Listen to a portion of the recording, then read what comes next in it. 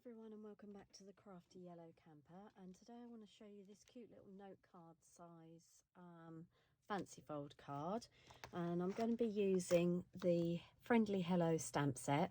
Sorry about that. This is one of the stamp sets that you can have as part of a celebration reward.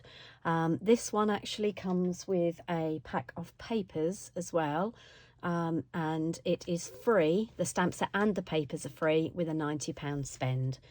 Okay, let's just put that to one side and then we'll get on with our card. So as I said, it's a fancy fold. This one's been well thumbed in my classes, I'm afraid. So it's a fancy fold, and you open the front and then pull the side out, and then you can see inside, and it's got this aperture here. So I'm going to show you how to make that. So I'll just put that to one side. And we're going to begin with half of an A4 sheet cut lengthways. So it's 10.5 centimetres wide by the 29.7, I think it is, long. Okay, so what we're going to do is we are going to trim this piece of cardstock down to 28 centimetres. And for that I need to extend out the arm on my trimmer. I need a bigger desk.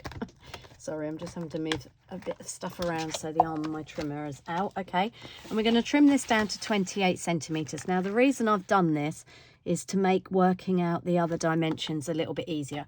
I saw the fancy fold mechanism of this card on another demonstrator's blog, and I'm really sorry, but I can't remember who it was, so please forgive me if you're watching this and I've pinched your idea. But the lady did that with 2 pieces of card. So she made it as a C6 size card, and she used 2 pieces of cardstock to do it. And I wanted to work out how I could get this one card from 1 piece of cardstock. So as I said, in order to make it easier to work out the dimensions, I'm literally just trimming off that much off the end, which is, what is it, 1 centimetre and a bit. Yeah, just under, yeah, I was right, 29.7 I think it is. So we can get rid of that, we don't need that. So I'm going to close up the arm on my trimmer, and now we need to do some scoring. So we're going to make our first score at 10.5, and if you've got one of our trimmers, please remember that the darker blade is for cutting and the lighter blade is for scoring. So I'm scoring that at 10.5. And then, oh, actually, I do need the arm out. My next score is going to be at 21, which is 2 lots of 10.5. So that basically makes the front and the back of the card. And then this extra bit here is going to be our folding mechanism. So I need to score again at 24.5, so 24.5 centimetres. And that is our cutting and scoring done of that. So I'm just going to burnish the folds on here.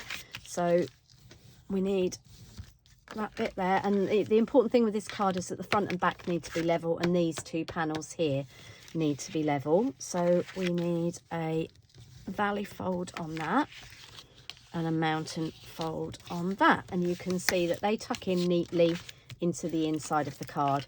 So for anybody that's watching this that is wondering what on earth I'm talking about with a valley and a mountain fold, a valley fold is a fold that goes in, and a mountain fold is a fold that sticks up.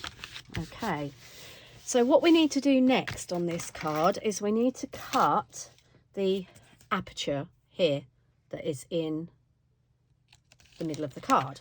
There, so you can see through there. So the way I've done that is to use our stitched rectangle shapes. Other shapes would work.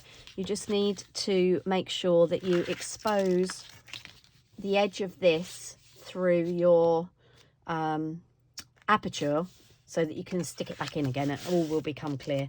Okay, so I'm just going to pop behind me to my die cutting machine, so you can see that what I'm going to do, just to line up to show you, is to cut that roughly in the middle. And that's important that you do that, otherwise you won't have anywhere to stick your piece back into.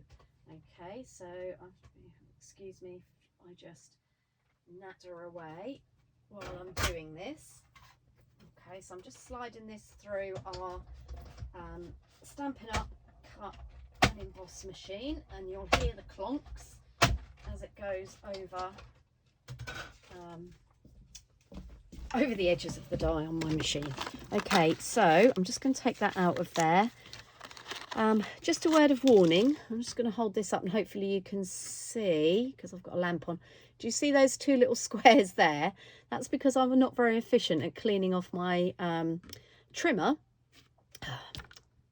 cut and emboss machine, and those are leftovers from something else I've die cut, and they've made an impression on there. In this instance it isn't going to matter because we're sticking something over the top of it, but just a word of caution, make sure that your plates don't have bits and pieces laying around on them, or you might end up with unintentional dry embossing.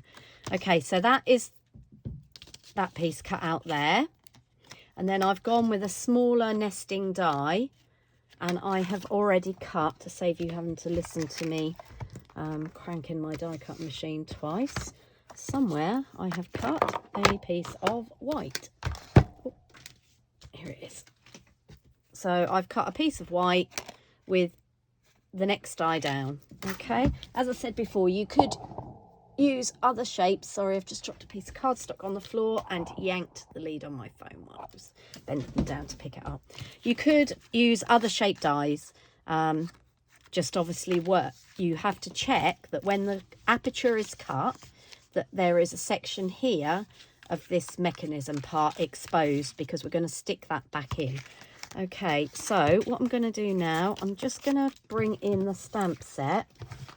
Where did I put it? Over here. And what I'm using is this image here, the bird sat on a branch with some flowers, and I've already mounted it up. Now I prefer to stamp my images in grey. If you prefer to use black, then use black, or whatever colour you prefer, but I prefer the grey because it's less harsh than black. Now I appreciate that this is meant to be stamped that way round, and clearly it's not going to fit on our piece of cardstock, so I discovered that if you turn it sideways it will fit. And get the bird in, and the flowers just about fit. So there you go, you can see that, and it wouldn't be unusual for a bird to be sat up rather than across. Okay, so I've stamped that image on there. Now I've cut a piece for the middle of the card, so this piece is going to go inside of the card in here, and that is cut at 10 by 10, because this is 10.5 by 10.5. So as I've told you before, going on the general rule of thumb, take 0.5 centimetre off the size, and then you get a nice matte layer. Okay, I'm just going to close up my grey ink because I know what I'm like, I'll get it everywhere. So the next thing I'm going to do is I'm going to bring in this sort of ferny foliage stamp, and I'm using Granny Apple Green because that's one of the colours that is in the matching papers, although today we're using a pool party section, and I'm just going to use this to add some decoration down one side of the card, and I'm just turning it around and sort of tucking the stalk in to the previous stamped image. I made this card in my class and I had a couple of the ladies going, where's that long stamp you've used down the side? So just to show you, stamps like this can be versatile. And then I'm going to come in with a greeting from the card. So the main greeting is obviously this hello friend, but I'm using this, hope you have the best birthday. I've got quite a few birthdays coming up and I need some birthday cards. So I'm going to just stamp that in the middle there. Okay, so that's, oh, I've got green ink on there. I do it every single time. Or pool part, no, Granny Apple Green. I don't know what it is with me with new ink pads, but I seem to cover myself in it. Okay, so what we're going to do now, we're going to use blender pens. So these come in a pack of 3. These are quite old ones, so they've got the old logo on. And they last for ages, as you can see. I think they're $11.25 for a pack of 3, and they're double-ended, so you're effectively getting 6 ends